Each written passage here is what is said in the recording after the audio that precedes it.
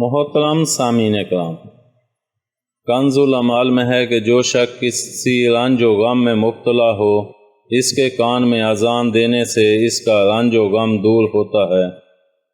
حضرت علی کرم اللہ وجہہ فرماتے ہیں کہ رسول اللہ صلی اللہ علیہ وآلہ وسلم نے مجھے غمگین دیکھ کر فرمایا، اے ابن ابی طالب، میں تمہیں غمگین دیکھ رہا ہوں۔ میں نے کہا جی ہاں۔ آپ صلی اللہ علیہ وآلہ وسلم نے فرمایا کہ تم اپنے گھر والوں میں سے کسی سے کہو کہ وہ تمہارے کان میں اذان دے، کیونکہ یہ غم کا علاج ہے۔ حضرت علی رضی اللہ تعالی عنہ کہتے ہیں کہ میں نے یہ عمل کیا تو میرا غم دور ہو گیا۔ اسی طرح اس حدیث کے تمام راویوں نے اس کو آزما کر دیکھا تو سب نے اس کو مجرب پایا۔